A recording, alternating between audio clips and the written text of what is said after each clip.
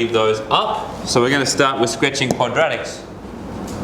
You remember that our quadratics come in the form. This will test us. It's been a little while. They come in the form. We'll do this over here. Y equals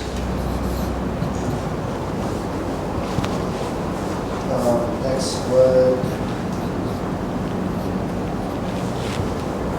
Missing some stuff. What's he missing?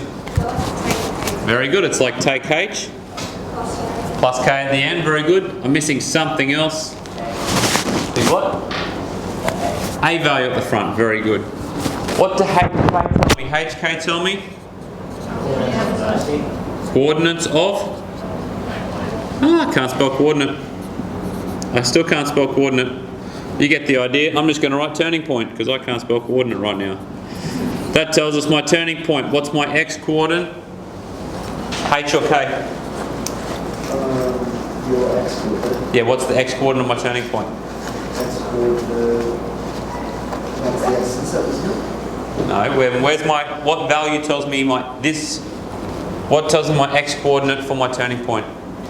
H value. I need to be careful with my H value. Why?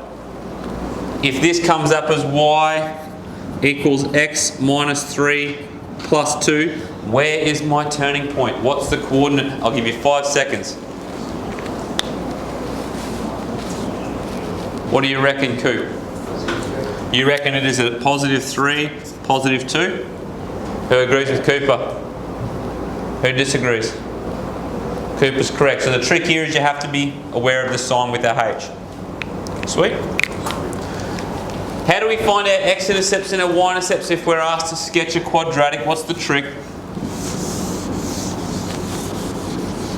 If I want to find my X and my Y-intercepts,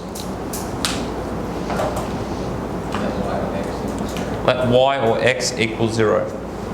If I want to find my X-intercepts, I let Y equal 0. If I want to find my Y-intercept, I let X equal 0, correct? How many X-intercepts can I have with a quadratic? How many times can they cut the X-axis? They're smiley faces or sad faces, correct? So it can cut it twice.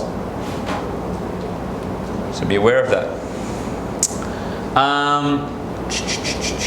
What else do we need to know about those bad boys? With all these functions, what can I do if I'm unsure? If I don't know how to sketch it? Am I allowed to just let X equal something and see what Y equals? Am I allowed to do that?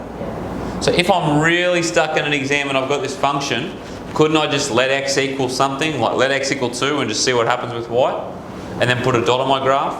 And then I could let X equal 3 and let X equal 1 and see what happens and put a couple more dots on my graph? Once I've got a few dots, what can I do? Just connect the dots.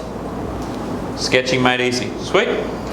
Because these functions are just telling us a relationship between X and Y. And for every X value, there will be a corresponding Y value. And that will be somewhere on our line. Sweet. I'm going to come back to solving and dealing with quadratics because I want to talk about this. And what is that? That is a linear function. What's a linear function? Ryan, what do you reckon a linear function is? How would you describe it to a Year 7 kid? It's a... Starts with L. A linear function is a line. What are lines? You can have number lines. By definition, what is a line?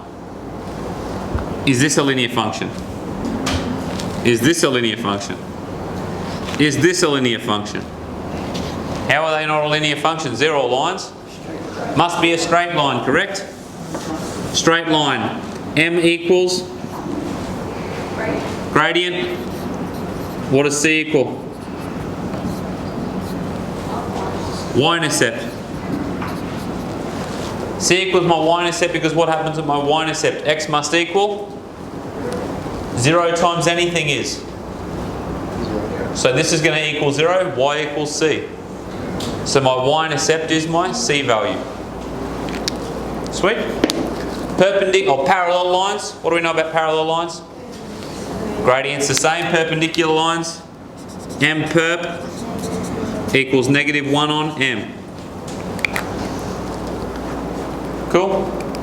Perpendicular just means at 90 degrees. So if I've got a line with that gradient, my perpendicular must form a 90-degree angle. As that line gets less steep, my perpendicular line gets steeper, and vice versa. Very good. That's linear functions done, and perpendicular and parallel lines. Let's talk about quadratics. What are quadratics? What do they look like? What makes a quadratic a quadratic? It must have an unknown to the power of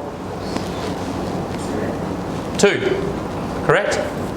So factorizing and solving quadratics would be something like x squared minus 6x plus, let's go minus 16 equals, so if I was to factorize that, I'd put my 2 brackets in. I'd sub my x's in. I'd identify my sign. What's my sign? I've got a plus and I've got a... I look at my factors of 16. What are they? 2 and 8. Which one's negative? 8 or 2? 8. I sub that in. I've just factorised. Ready? I'm going to solve it now.